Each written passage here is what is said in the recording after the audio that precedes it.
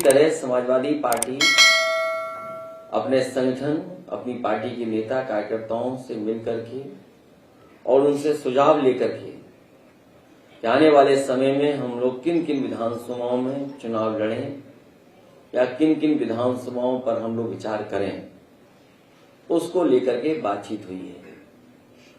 और हमारी उम्मीद है सभी समाजवादियों की कि हम लोगों का पूरा सहयोग रहेगा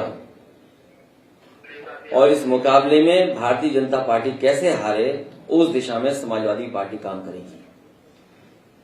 इधर तो समाजवादी पार्टी एक विधायक जीता था और कई जगह हमारे साथियों ने बहुत अच्छा चुनाव लड़ा।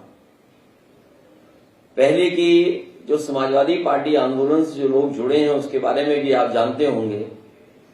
समय समय पर समाजवादी पार्टी ने न केवल खाता खोला है बल्कि बड़ी संख्या में पार्टी ने विधायक भी जिताए हैं और कई साथी जो हमारे संगठन में या समाजवादी पार्टी में रहे हैं वो आज दूसरे दलों में भी किसी न किसी स्थान पर बैठे हैं।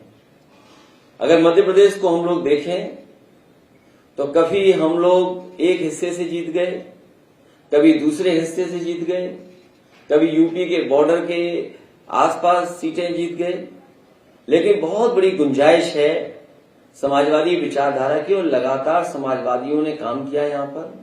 और मुझे उम्मीद है कि जिस तरीके से समाजवादी पार्टी ने इंडिया गठबंधन के साथ काम किया और इंडिया गठबंधन के साथ आए हैं और हमारी जो स्ट्रेटेजी है, जो रणनीति है, वो पीडीए है।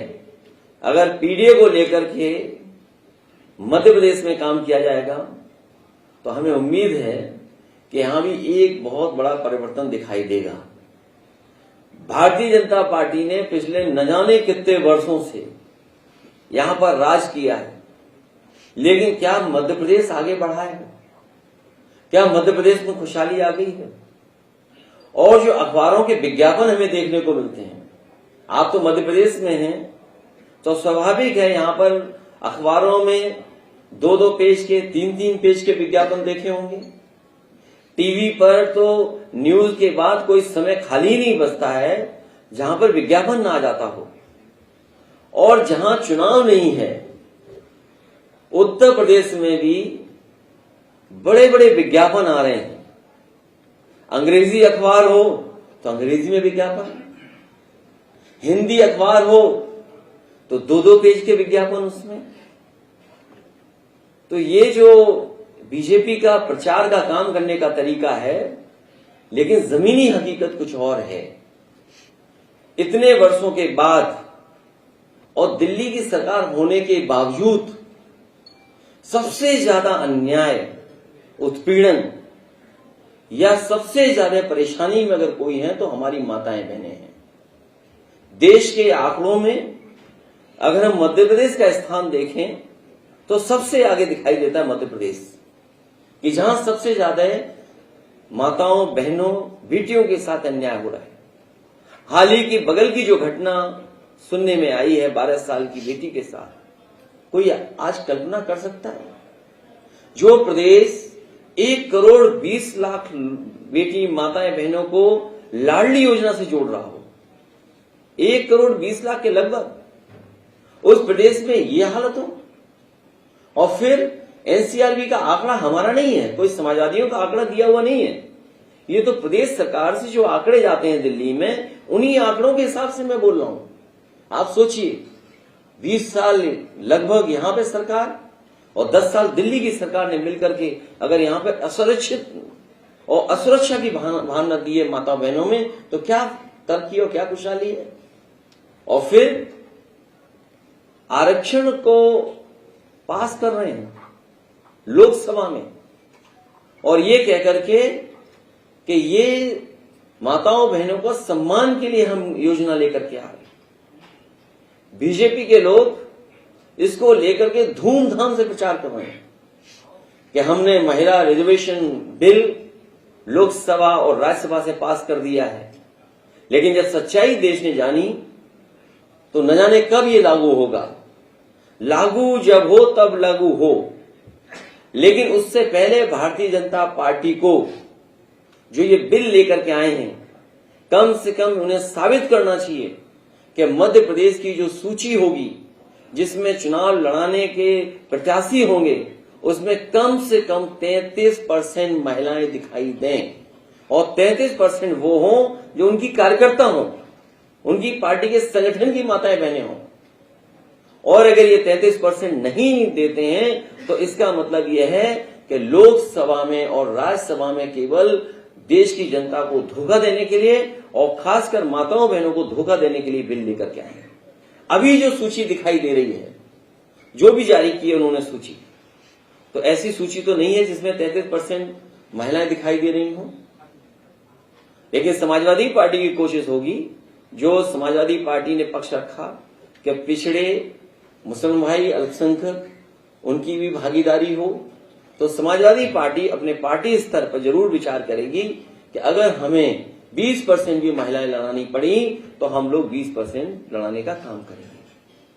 अभी सुनने में आ रहा है कि लाडली योजना का विस्तार हो रहा है, उसमें धन भी बढ़ाया जा रहा है। समाजवादियों का मानना है कि 1000, 1500, 2000 से काम चलने वाला नहीं है हमारी माताओं बहनों का, और खासकर मध्य प्रदेश में। तो इसलिए समाजवादी पार्टी की मांग भी है और हम अपने घोषणा पत्र में भी शामिल करेंगे कि यहाँ की माताएं बहनें जो गरीब हैं, आदिवासी हैं, पिछड़ी, दलित या किसी वर्ग की हों, उन्हें कम से कम 6000 रुपया मिलना चाहिए। ये सवाल कर सकते हैं लोग कि 6000 कैसे देंगे आप, जब आप रजिस्ट्री में 1% ले रहे हैं रजिस्ट्री कराने में। हमारे प्रदेश में तो रजिस्ट्री फ्री मानिए, नई योजना आ रही है। आपके अगर ब्लड रिलेशन में कोई है तो मामूली पैसा लगता है, आप रजिस्ट्री करा लीजिए। तो 1% भी क्यों यहां? जो बिजली का सपना दिखाया जा रहा है कि देश में, और कहने को ये भी कह रहे हैं कि दुनिया में सबसे बड़ा सोलर प्लांट है। अगर दुनिया का और देश का सबसे बड़ा सोलर प्लांट है तो आखिरकार बिजली क्यों नहीं मिल रही मध्य प्रदेश के गरीबों को, और सस्ती बिजली क्यों नहीं मिल रही? सुनने में तो आता है कि दूसरे प्रदेशों से भी महंगी बिजली मिल रही है, और सोलर प्लांट की बिजली न जाने किन वीआईपी तारों से सीधी दिल्ली जा रही है। मध्य प्रदेश की जनता को नहीं मिल रही। जमीन मध्य प्रदेश के लोगों की, सूरज मध्य प्रदेश के लोगों के जमीन पे आ रहा है। बिजली जो बन रही है सूरज की रोशनी से, वो सीधे दिल्ली जा रही है, लेकिन यहां के लोगों को महंगा बिजली का बिल देना पड़ रहा है। किसान की आय दोगुनी की बात की, और दिल्ली के स्तर पे बात की गई कि हम सरकार में आ जाएंगे तो किसानों की आय दोगुनी कर देंगे। मुझे नहीं पता कि गेहूं की खरीद कैसे हुई होगी या और फसलों की खरीद कैसे रही होगी, धान की खरीद कैसे की होगी, क्या कीमत किसान को मिली होगी। मैं जानता हूं उत्तर प्रदेश में भी किसानों को ये कीमत नहीं दे पाए, और मध्य प्रदेश में भी वही स्थिति है कि यहां भी गेहूं या धान किसी फसल की ये आय दोगुनी नहीं दे पाए। और उसका परिणाम ये है कि आज भी किसान दुखी है, बुरे हाल में है, आर्थिक स्थिति उसकी चौपट हो गई। और इन्होंने कुछ कंपनियों को लाइसेंस देकर के पूरा का पूरा गेहूं खरीदवा दिया, और इसलिए गेहूं खरीदा जा रहा है क्योंकि इधर बाजार में पैक्ड जो आटा है उसकी कीमत बढ़ गई है। पैक्ड जो आटा है उसका बाजार बढ़ गया, बिस्किट का बाजार बढ़ गया, ब्रेड का बाजार बढ़ गया। तो इसलिए ये बड़े उद्योगपतियों को मुनाफा देने के लिए इन्होंने लाइसेंस देकर के पूरा का पूरा किसानों का मध्य प्रदेश का गेहूं खरीदवा दिया। न केवल उत्तर प्रदेश मध्य प्रदेश का खरीदा गया, बल्कि हम ये जानते हैं कि बीजेपी उद्योगपतियों की पार्टी है, बड़े लोगों की पार्टी है, इसलिए मध्य प्रदेश का भी गेहूं खरीदवा दिया उन्हीं कंपनियों को, और उत्तर प्रदेश का भी गेहूं उन्हीं कंपनियों को खरीदवा दिया। बड़ा दावा करते हैं कि बेरोजगारी खत्म हो गई। हमारे यहां तो मुख्यमंत्री अनएम्प्लॉयमेंट रेट की बात करते हैं। मुझे तो नहीं पता कि यहां पर मुख्यमंत्री अनएम्प्लॉयमेंट रेट की या एम्प्लॉयमेंट रेट की बात करते होंगे, क्योंकि बड़े पैमाने पर नौजवान बेरोजगार है। इन्वेस्टमेंट मीट हुई यहां पर, इस जगह ही हुई है इन्वेस्टमेंट मीट।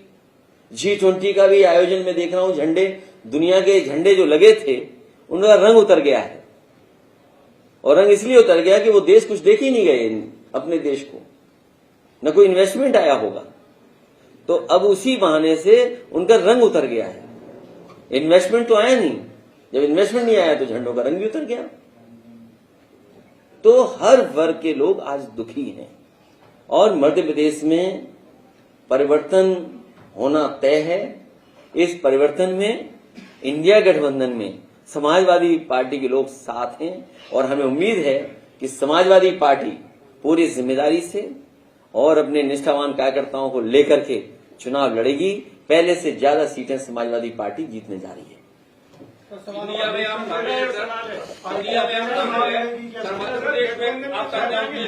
एक एक करके पूछ लो। ऐसा करिए, एक मिनट, एक ऐसा करिए, देखिए पत्रकार साहब, हम जाने वालों में से नहीं है।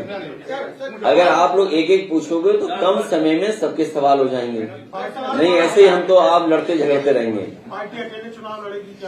मैंने आपसे कहा, अपने शुरुआती समय में भी कहा कि समाजवादी पार्टी का संगठन है, समय समय पर समाजवादी पार्टी जीती है और आपसे बेहतर कौन जानेगा।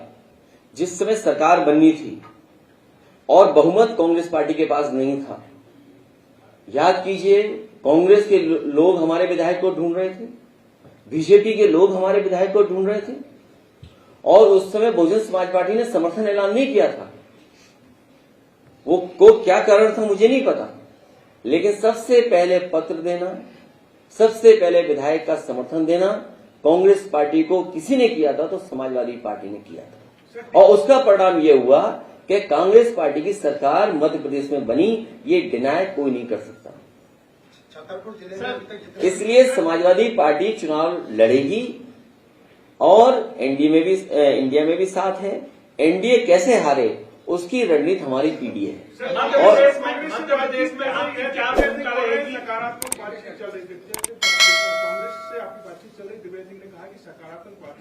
तो ये तो आपसे सूचना मुझे मिल रही, बताओ खबर किससे मिल रही है? खबर देने वालों से। मैं आपको धन्यवाद देता हूं कि अगर सकारात्मक बातचीत चल रही है तो सकारात्मक बातचीत का सूत्र क्या है आपके पास?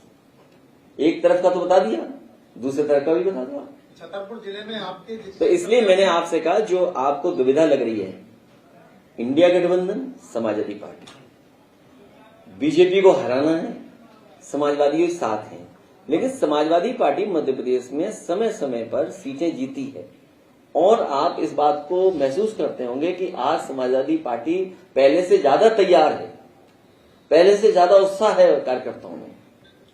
मध्य प्रदेश में आपकी क्या भूमिका रहेगी एवं कितनी जगह आप अपने प्रत्याशी उतारेंगे एवं आपका जो वोट माइनस हुआ है इस पे क्या बोलेंगे? हमारी पार्टी में वोट माइनस नहीं हुआ। कुछ जगह अच्छा वोट पाए, कुछ जगह नहीं पाए, कुछ जगह रणनीति के तहत बीजेपी कांग्रेस ने हरा दिया हम लोगों को। मान लीजिए कुछ कम वोट से हमारा भी जीता था, बीजेपी ने शामिल करा लिया उसको। छतरपुर जिले में जितने भी आपके पार्टी की तरफ से टिकट दी गई है वो 6 महीने में ही वो पार्टी छोड़ देते हैं, चाहे वो क्षेत्रीय विधायक। नहीं, पार्टी नहीं छोड़ते हैं। मतलब पार्टी दूसरे तरीके से कहिए, दूसरे तरीके से कहिए। हमारा तो एक छोड़ के चला गया, कांग्रेस के कितने छोड़ के चले गए थे? हमारा तो एक छोड़ा, चलो, लेकिन वो सरकार बनवाया था। लेकिन ये असली बात आप बताइए कि क्या कारण था कि कांग्रेस के इतने विधायक बीजेपी में चले गए? अगर वो कारण आप जानते होगे तो हो सकता है वही कारण हमारे विधायक के साथ भी रहा हो। इसलिए हमारी पार्टी इस बार निष्ठावान समर्पित कार्यकर्ताओं को आगे बढ़ाएगी। देखिए, राजनीति में ये शब्द तो नहीं आना चाहिए, जो मजबूत होगा वो उसको ट्रीट किया जाए, जो नुकसान किसी का न करे और बीजेपी को हराए, ऐसे प्रत्याशियों को। दो ही पार्टियां हैं, कांग्रेस और भाजपा, तो समाजवादी पार्टी के पास कितना बड़ा मौका है कि अपने आप यहाँ पर स्थापित करे, आने वाले समय लोगों को विकल्प दे कि हम भी यहाँ पर हैं। जैसे उत्तर प्रदेश में 2 दल बचे हैं, बीजेपी या सपा, तो ये तो ठीक है, कोई बात नहीं। लेकिन इधर समाजवादी पार्टी के प्रति झुकाव बढ़ा है और झुकाव इसलिए बढ़ा है कि जो समाजवादी पार्टी का सिद्धांत रहा है, जो डॉक्टर राम मनोहर लोहिया का सपना था, या बाबा साहब भीमराव अम्बेडकर जी ने जो रास्ता दिखाया, या नेताजी का जो संघर्ष का रास्ता रहा, वो सिद्धांत आज धीरे धीरे गांव तक पहुंच गया। और देखिए उसका परिणाम क्या है। हमारे पार्टी के समर्थक न हो, लेकिन ग्वालियर में गुर्जर समाज के लोग इकट्ठे हो गए। वो चाहते जाति गणना हो, वो चाहते उन्हें आरक्षण में जिस तरीके से और जगह स्थान है उसी तरह का आरक्षण बढ़ाया जाए मध्य प्रदेश में। क्या कारण है कि उत्तर प्रदेश में कितना आरक्षण मिल रहा है पिछड़ों को, मध्य प्रदेश में कम क्यों है? और सबसे बड़ा चमत्कार तो ये देखिए आप कि कांग्रेस पार्टी भी जाति गणना और आरक्षण की बात करने लगी।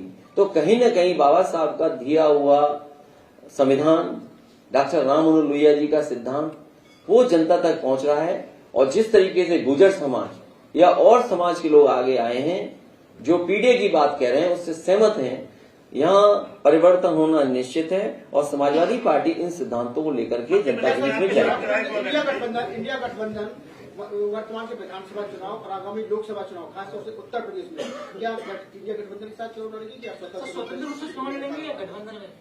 देखिए, अभी इंडिया गठबंधन है। इंडिया गठबंधन के अंदर जो दलों का तालमेल है, हमें उम्मीद है दलों का तालमेल बनेगा, क्योंकि यहाँ भी तालमेल बनना है, उत्तर प्रदेश में भी तालमेल बनना है। अभी तो हमारी तैयारी स्वतंत्र है। कल अगर हम टिकट मांगने जाएंगे, गठबंधन में जाएंगे, तो आपका अगर ताकत नहीं होगी तो कौन टिकट आपको दे देगा? विधानसभा सीट में बीजेपी और कांग्रेस के उम्मीदवार मतलब घोषित हो चुके हैं, लेकिन इनके जो भगोड़े लोग हैं क्या उनका इंतजार कर रही है समाजवादी? नहीं, भगोड़े लोग मत बोलिए, सिद्धांत वाले लोग जो हैं जो संघर्षशील है नेता। ये राजनगर यही विधानसभा है और आप लोग जानते होंगे जो विधायक हैं वो कभी समाजवादी पार्टी से उन्होंने ओपनिंग की थी। इंडिया गठबंधन में क्या आप लोगों ने अभी तय कर पाए हैं कि 24 में जो चुनाव होगा उसमें पीएम का उम्मीदवार के लिए? देखिए, मैंने इस सवाल का जवाब कई मौकों पर कई स्थानों पे दिया है। इस इंडिया अलायंस में बहुत सी चॉइस है। आपको उम्र के हिसाब से चॉइस चाहिए तो उम्र के हिसाब से चॉइस है आपके पास, कम उम्र का चाहिए तो वो भी आपके पास है, ज्यादा उम्र का चाहिए वो भी है आपके पास, मुख्यमंत्री चाहिए वो भी है, पूर्व मुख्यमंत्री है वो भी है। फिर अगर आपको जाति के हिसाब से चाहिए हो, पिछड़ा चाहिए हो, अगड़ा चाहिए हो, दलित चाहिए हो, मुस्लिम चाहिए हो, वो भी हमारे पास है। तो हमारे पास कितनी चॉइस है, सोचिए आप। और मैं आपसे आज कह के जा रहा हूं, 2014 में जो लोग आए थे वो 2024 में चले जाएंगे और यूपी की भूमिका सबसे महत्वपूर्ण होगी और सबसे बड़ी भूमिका होगी। जो मध्य प्रदेश में दिखाई दे रहा है, आप बताइए कहां बेरोजगारी पहुंच गई। यहां जब सरकार बीजेपी की बनी होगी तो डीजल पेट्रोल की कीमत क्या 40 रुपए रही होगी, और आज कीमत बताइए डीजल पेट्रोल की क्या है। जो मध्य प्रदेश, खासकर मुरैना और आसपास का इलाका और राजस्थान, उत्तर प्रदेश का भी हिस्सा, ये सरसों का क्षेत्र है। हमारे किसान सरसों की पैदावार करते हैं और सबसे बड़ी मंडी है मुरैना सरसों के तेल की। बताइए सरसों का तेल कहां पहुंचा दिया, और रिफाइंड तेल को किस तरीके से बढ़ावा दे रहे हैं। और रिफाइंड तेल किन कंपनियों का है वो बात मैं नहीं कहना चाहता हूं। जो रिफाइंड तेल को लगातार बीजेपी बढ़ावा दे रही है, हमारे सरसों के तेल को दबा रही है। अगर सरसों का तेल के हमारे व्यापारी बर्बाद हों और किसान को कीमत नहीं मिले तो किसका नुकसान होगा? हमारे देश की अर्थव्यवस्था का नुकसान हो रहा है। और ये लोग लगातार बढ़ावा दे रहे हैं। जो बात मैंने पहले कही थी कि गेहूं किन कंपनियों ने खरीद लिया, वही कंपनियां सरसों का तेल को खत्म करने के लिए रिफाइंड तेल का बाजार कब्जा कर रहे हैं। इसलिए लड़ाई बड़ी है। इस बड़ी लड़ाई में हम आपका भी साथ चाहते हैं। और जो परिस्थितियां उत्तर प्रदेश में हैं, महंगाई कहां पहुंच गई, बेरोजगारी कहां पहुंच गई, अन्याय कहां पहुंच गया, क्या मध्य प्रदेश में नहीं दिखाई दे रहा? 20 साल हो गए, बताइए। अभी मैं कल ही अपने साथियों से पूछ रहा था, आप बताइए बुलेट की कीमत क्या थी 40 साल पहले, 20 साल पहले जब इनकी सरकार बनी होगी, क्या बुलेट की कीमत रही होगी, मोटरसाइकिल की कीमत? डीजल पेट्रोल की तो बड़ी है, लेकिन एक मोटरसाइकिल की कीमत क्या थी और आज मोटरसाइकिल की कीमत क्या है? गरीब नहीं खरीद सकता। ये दावा करते हैं हम बिजली ही बना रहे हैं, बिजली इतनी पैदा कर दे रहे हैं। अरे कौन से तार लगाए जो दिल्ली चली जा रही बिजली, यहाँ के लोगों को क्यों नहीं मिल रहे हैं? कीमत नहीं बढ़ी सर, जीएसटी बढ़ी है। सवाल वो नहीं है, लेकिन जीएसटी का जो पैसा है किसकी जेब में जा रहा है? मान लीजिए जीएसटी से पैसा इकट्ठा हो रहा है तो आप गरीब को पैसा दे दीजिए घर मकान बनाने के लिए। आप क्या रुपए दे रहे हो? 1,25,000, 1,50,000 गरीब के घर के लिए। मैं अभी प्रधानमंत्री जी का भाषण सुन रहा था, उन्होंने कहा कि कांग्रेस ने कभी शौचालय नहीं बनाए, इसलिए हमने शौचालय बना दिए। तो ये क्या बात हुई कि कांग्रेस ने भी शौचालय में पानी नहीं दिया, तो आपने भी पानी नहीं दिया शौचालय में? सर यूपी में बहुत बड़ा मुद्दा है। यूपी में आप लगातार इस पर बात करते हैं आवारा पशुओं की। हम लोग यहाँ पर जब लोगों से बातचीत करते हैं और कल हम आ भी रहते हैं तो बहुत सारे आवारा पशु यहाँ पर आ रहे हैं सड़कों पर, लोग बहुत परेशान हैं। बगल का लगता है यूपी से सब कुछ दौड़े रहे। अगर समाजवादी पार्टी गठबंधन में सरकार में आती है तो क्या करेगी उसके लिए? मैं आपसे कहूंगा कि अपनी रफ्तार थामे रखना, नहीं रफ्तार कहीं हुई तो किसी जानवर टकरा जाओगे तो अस्पताल हमें देखने आना पड़ेगा आपको। उत्तर प्रदेश में कोई दिन ऐसा नहीं जाता जिस दिन इन जानवरों से किसी की जान न जा रही हो। और ये बात मैंने विधानसभा में भी कही, जो प्लेटफॉर्म मिला मैंने उस पर भी कहा। और ये स्थिति आपकी मध्य प्रदेश में भी दिखाई दे रही है कि जैसे ही हम लोग एयरपोर्ट से निकले तो सबसे पहले स्वागत उन्हीं लोगों ने हमारा किया। और आज भी जब मैं वापस जाऊंगा हो सकता है हमें विदाई भी दे रहे हैं वो लोग। तो ये समस्या है जिसकी समस्या का समाधान बीजेपी को करना चाहिए था।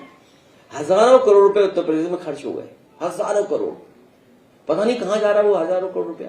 और स्वाभाविक है यहां भी हजारों करोड़ रुपए खर्च हो रहे होंगे। तो जब इतना पैसा खर्च कर रहे हो तो आखिरकार इस समस्या का समाधान क्यों नहीं हो रहा? और सुनने में ये आया है कि यहां पे स्लॉटर हाउस खुल गया है कोई, यहां है कि हरियाणा में है, बताओ। बीजेपी के लोग स्लॉटर हाउस खुलवा रहे हैं, कहीं है, अब पता करो, हो सकता है मेरी जानकारी ना हो, लेकिन हरियाणा में तो खुल गया।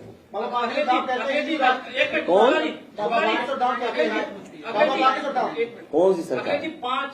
3 केंद्रीय मंत्री समेत कई सारे सांसदों को भारतीय जनता पार्टी ने मैदान में उतारा है। आपको क्या लगता है कि केंद्रीय मंत्रियों को, सांसदों को उतारा? दूसरा एक सवाल है कि भारतीय जनता पार्टी को उत्तर प्रदेश के 50 से ज्यादा बड़े नेता मध्य प्रदेश की जिम्मेदारी लेके आए हैं, मध्य प्रदेश में चुनाव। जब उत्तर प्रदेश में चुनाव था, यहाँ के मुख्यमंत्री जी और यहाँ के मंत्री और यहाँ के नेता हमें हराने गए थे, इसलिए अब हम भी आ गए उनको हराने के लिए, बीजेपी को। और बीजेपी के तमाम 50 कम बता रहे हो आप, मुझे सुनने में आया 100 से ज्यादा विधायक यहाँ आए हैं। अब उन्हें अनुभव है, 50,000 ही हारे विधायक अभी वहां पर उत्तर प्रदेश में, और यहाँ की हार का अनुभव लेकर के जाएंगे तो हमें हराना उन्हें आसान होगा। इसलिए जो 100 विधायक आ रहे हैं उत्तर प्रदेश से, वो हार का अनुभव लेकर के जाएंगे, तो उन्हें हार जब वहां होगी तो निराशा नहीं आएगी, कोई उन्हें बहुत दुख नहीं होगा। जब यहाँ हार जाएंगे तो वहां भी हारने में क्या है। भाजपा ने 3 केंद्रीय मंत्रियों कई सारे वो इसलिए उतारे हैं कि यहाँ की जनता को कंफ्यूज करने के लिए कि उनका मुख्यमंत्री कौन होगा। हो सकता है 10 लोगों पे बाजी लगा दे बीजेपी और सबको कहे कि ये भी मुख्यमंत्री बन सकते हैं, ये भी बन सकते हैं, ये भी बन सकते हैं, ये भी बन सकते हैं, और बनेगा कोई और। तभी मुझे सुनने में आया है कि सबकी टिकट घोषित हो गई है, लेकिन मुख्यमंत्री जी की टिकट घोषित नहीं हुई अभी तक।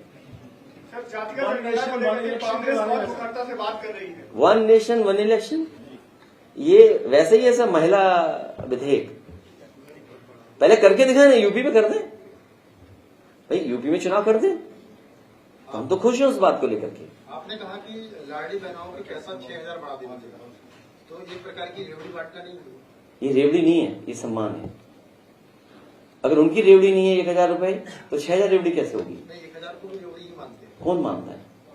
अगर देखा आप कहलवा दो बीजेपी से कि रेवड़ी है। भाई बीजेपी के लोगों ने कहा कि ये रेवड़ी है, तो बीजेपी वाले कह दें, तो अगर वो रेवड़ी 1,000 है तो हम तो 6,000 देना चाहते हैं। और देखिए 6,000 कैसे दे सकते हैं, आपको सोचना चाहिए कि भाई 6,000 कैसे देंगे। भाई आप उनका हिसाब किताब देखिए, किसान को कितना दे रहे हैं सम्मान राशि,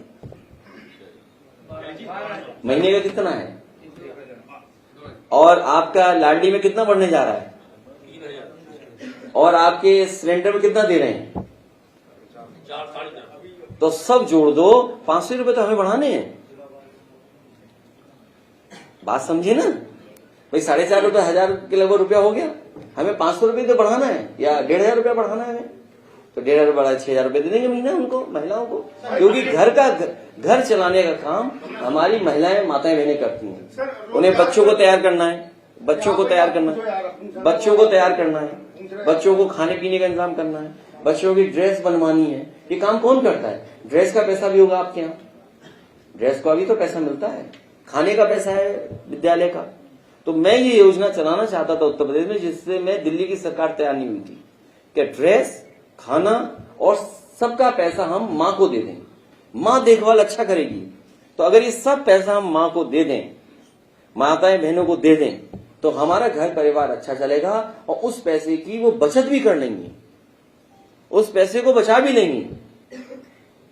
अखिलेश जी, मैं देवेंद्र चतुर्वेदी 24 से। अखिलेश जी, हमारा सवाल है कि आप कितनी विधानसभा पर मध्य प्रदेश में चुनाव लड़ेंगे? चतुर्वेदी लोग सब यूपी के होते हैं, नहीं एमपी के पूर्वज सब यूपी के ही। देखो हाँ क्या चाहते हो सर, कितनी सीटों पर इस बार सभा चुनाव लड़ेगी? हमारी पार्टी, जहां हमारा संगठन और हम जीतने की हैसियत में होंगे और जहां बीजेपी को हराएंगे वहां लड़ेंगे। उज्जैन में एक मासूम बच्ची के साथ दरंगी हुई है। गृह मंत्री जी ने एसआईटी गठित की है जांच के लिए, और जो यहाँ के सांसद और प्रदेश अध्यक्ष बीडी शर्मा जी, उन्होंने फांसी की मांग की है आरोपी की। देखिए, ये नेताओं के भी कमेंट आए हैं, इस पे क्या कहेंगे आप? ये बताइए, ये तो आज घटना हुई, दुखद है। और मैंने पहले ही कहा कि मध्य प्रदेश सबसे आगे इन घटनाओं में, जो घटनाएं हो रही हैं, सबसे ज्यादा बहन बेटियां असुरक्षित कहीं अगर हैं तो वो मध्य प्रदेश में है। और ये मैं नहीं कह रहा हूं, ये एनसीआरबी का आंकड़ा कहता है। और अगर ये बात आ रही है फांसी देने की, सजा जल्दी दिलाने की, फास्ट ट्रैक पे ले जाने की, तो हम उससे सहमत हैं। लेकिन सवाल ये, घटना क्यों हो रही है मध्य प्रदेश में इतनी? आप 10 साल से क्या कर रहे थे यहाँ पर? आपने सुरक्षा का माहौल क्यों नहीं बनाया है यहाँ पर? उसका जिम्मेदार कौन है? उसके लिए तो भारतीय जनता पार्टी को स्वीकार करना पड़ेगा कि उन्हीं की कमी है। ये एनसीआरबी के आंकड़े कहते हैं कि मध्य प्रदेश, राजस्थान और उत्तर प्रदेश, तो ये दोनों प्रदेश तो वही हैं जो बीजेपी से गवर्न हो रहे हैं, और दिल्ली में सरकार इनके पिछले 10-10 साल से है। तो आखिरकार कौन जिम्मेदार है इसके लिए? एनसीआरबी का आंकड़ा हमारा नहीं है, तो इस पे जवाब भारतीय जनता पार्टी क्या देगी? सर, इस समय हिंदू राष्ट्र की बात हो रही है, खासतौर से बाबा बागेश्वर धाम, इसको लेकर के अभियान भी चला रहे हैं, आप क्या कहना चाहेंगे? एक लोहिया जी की किताब अभी मुझे दी किसी ने, हिंदू बनाम हिंदू, ये किताब पढ़ लीजिए। हमारी मूल लड़ाई यही है। और अगर नेशनलिज्म, हमारे नोबेल प्राइज जिनको मिला था रविन्द्रनाथ टैगोर जी, उन्होंने कहा कि हम नेशनलिज्म को कभी मानवता पे हावी नहीं होने देंगे। हमारा जो धर्म है मानवतावादी धर्म है, करुणा का धर्म है, हम एक दूसरे को सम्मान देने वाला धर्म मानते हैं। और हमारा जो समस्या है वो समाज की है, सोशल है। और ये जो पहला पैराग्राफ है यही बता रहा है डॉक्टर राममोहन लोहिया का। क्या इस देश में बाबा साहब भीमराव अम्बेडकर जी ने नहीं कोशिश की कि जातियां खत्म हो जाएं? जातियां खत्म हो, बाबा साहब भीमराव अम्बेडकर की कोशिश रही। क्योंकि जात के आधार पर किसी को अपमानित करना, जात के आधार पर किसी से भेदभाव करना दुनिया में नहीं है। और ये बात, उसके बाद डॉक्टर राममोहन लोहिया भी यही कहते रहे कि जाति टूटे। तो उस पे जो बात हुई वो है असली हमारा देश। ये हमारे आदिवासी नेता हैं, आदिवासियों का क्या सम्मान दिया आपने? आप बताइए, 20 साल से हैं आप और 10 साल से दिल्ली में, आदिवासियों के जीवन स्तर क्या उनका बदला है? क्या जंगल में उनका घर बन गए? क्या आपने कानून वो बना दिया कि जंगल घर बन जाए उनके? हमने अपने यहाँ जंगल में लोहिया आवास दिया उनको, 4 लाख रुपए तक का। हम आपसे कह करके जा रहे हैं, समाजवादी लोगों को कभी सरकार बनाने का मौका मिल गया तो हमारे आदिवासी और गरीब लोगों को 5 लाख रुपए का आवास लोहिया दे करके उनको सम्मानित करने का काम करेंगे। और 4 लाख का यूपी में देके दिखाया हम लोगों ने। उसमें उनको 16 कह देंगे तो वो नकल कर लेगी बीजेपी। मुश्किल तो ये है। जी, मध्य प्रदेश सरकार कर्ज पे कर्ज लेती जा रही है, तो ये अनेक तरीका की योजनाओं से ये ढह जाएंगे, जैसे प्रकृति ने ढह दिया ना कर्ज, खत्म हो जाएगी सरकार। तो चुनाव आते ही ये लोग इस तरीके के कर्जों में लोगों को कैसे डुबा रहे हैं, तो ये इस पर क्या आपका?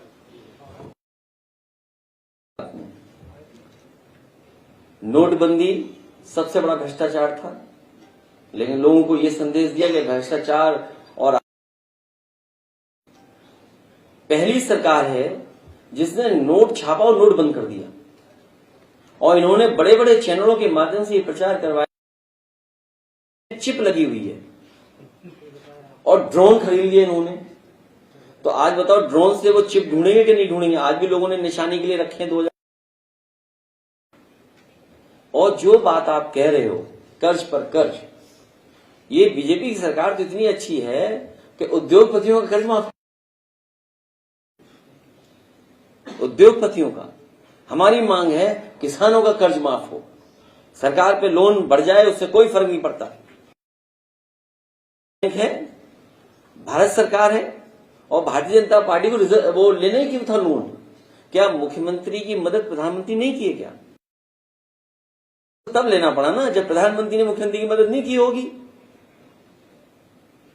तो क्या वजह है, ये सवाल आपको ये पूछना चाहिए कि दिल्ली की सरकार ने क्यों नहीं की, जिसकी वजह से कर्ज लेना पड़ा। और आपने कितने लोकसभा के सांसद जिताए 10 साल में?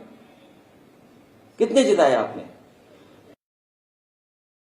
और उसके बाद भी कर्ज लेना पड़े, तो इससे बड़ा दुर्भाग्य क्या हो सकता है बताओ। इसीलिए मैं कह रहा हूं बीजेपी को हराइए, समाजवादी पार्टी को।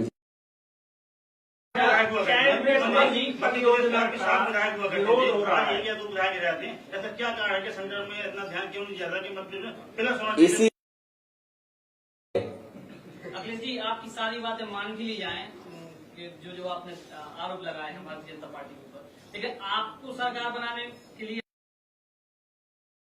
भूल गए आप।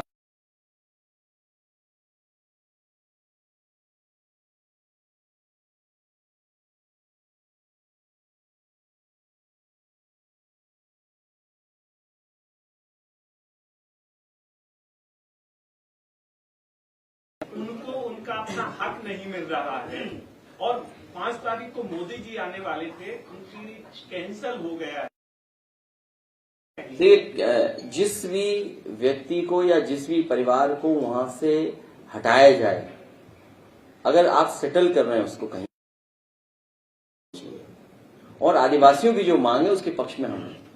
आप केन बेतवा जोड़िए, इससे बड़ी परियोजना लाइए, कोई हाइडल प्लांट बनाइए, हटाए जाए, उनका सम्मान होना चाहिए, उनकी मांग पूरी होनी चाहिए, क्योंकि वो प्लांट से बड़ी मांग नहीं हो सकती उनकी। केन बेतवा में हजारों करोड़ रुपए खर्च हो रहा हो, करोड़ रुपए में आदिवासियों की समस्या समाधान नहीं कर सकते। राजनगर विधानसभा से समाजवादी पार्टी अपना राजनगर विधानसभा से समाजवादी पार्टी अपना उम्मीदवार बदलेगी क्या? मैंने आपसे क्या कहा, हमें सबसे पहले ओपनिंग का मौका समाजवादी ने दिया था, तो अब विचार करेंगे आगे क्या होना है। बेरोजगारी और युवाओं को कह देंगे तो उसको अदरवाइज आप निकालोगे, क्या टिकट कट गई या टिकट बदली, तो हमारे कार्यकर्ताओं को क्यों निराश करना चाहते हैं? बेरोजगारी और युवाओं को लेकर आप कुछ नहीं। अरे भाई आपसे नहीं, मैंने आपसे कहा कि तमाम इन्वेस्टमेंट मीट हुई हैं। G20 के बहाने दुनिया के भारत में माहौल अच्छा हो। आपके मध्य प्रदेश में कई इन्वेस्टमेंट मीट हुई, लेकिन जमीन पर कुछ नहीं उतरा। और अगर जमीन पर नहीं उतरा है इसका,